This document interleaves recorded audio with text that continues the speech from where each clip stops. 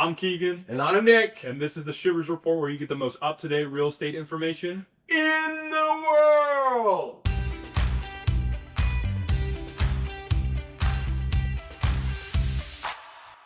So we got 1 month down in the new year 2026. For the Pacific Northwest, specifically looking at a couple major markets.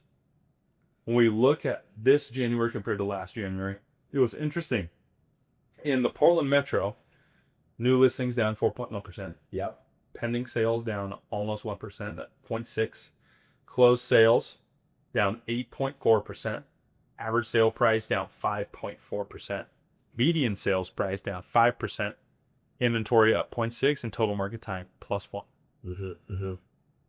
That number is interesting because everything you look at on the national data about, the Case-Shilling report, the housing price report said nationally up 1.4% last year. Yeah. Remember, that's 90 days old.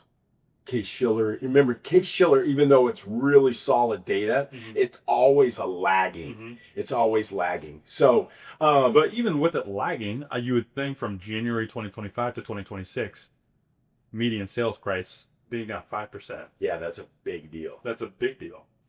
So that is a telltale. I think inventory level rising, days on market rising. That is a good tell across the board, where this might be one of those years that we will see like nominal depreciation, because the last time we've seen nominal depreciation was when 2011, yeah 10, yeah all the way back then. Doesn't happen very often, which is interesting because that was a huge event that happened back then. Yes. There hasn't been a huge event that has caused this necessarily. Yeah. Well, I think it's the affordability is what is causing it. Yeah.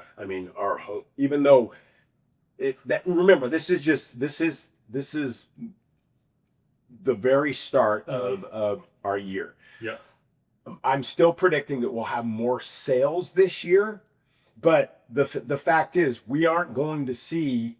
Remember, real estate's hyper local. We aren't going to see a lot of appreciation across the board. What are some of the other areas, Keegan, in January things are looking like? Yeah, so Polk and Marion Counties, new listings up 16.3%, pending sales 5.8%, closed sales down 17%, average sale price down 6.3%, median sales price down 2.2%, inventory up 2.2%, total market time up +1. Okay. So, and then what about Clark County? Polk and Marion County, Southwest Washington. South. Yeah, that one is looking new listings up 18.5%, pending sales up 13%, closed sales down 12%, average sale price up almost 11%, median sale price up 3.8%, inventory up +1, total market time +14. Yeah. So what we're seeing, Keegan, is you said Clark County has a price of 11% higher. That's because, remember, this is just the month. So higher end properties potentially selling. That's why I kind of like that median price a little bit better. What was the median price in Clark County? The median price in Clark County was 3.8%. So obviously some enormous property was probably sold in there to bring up the average. And it is the things that I always tell my sellers they should want: active inventory, days on market. Yeah. Okay. We talked about this earlier. Was 62% of all properties are having price adjustments. Yeah. We are in a buyer's market overall. And then sub-markets can be still sellers markets across the board. But I don't see a lot of appreciation in 2026. Which is interesting because, there's not very much new inventory for new construction in Oregon that's been put in recently. Right. There's still obviously some, but the incentives for those are pretty big. Yeah. But it's nothing like the Florida, Texas. It's just... Another aspect of that is those incentives are not showing up in the price points too. All are keeping the price point up. And that's why, especially in Clark County, Cowlitz County, there's a lot more construction per, like the volume up there Yeah. is a lot more new construction. And those price points that are showing they're up, Yeah.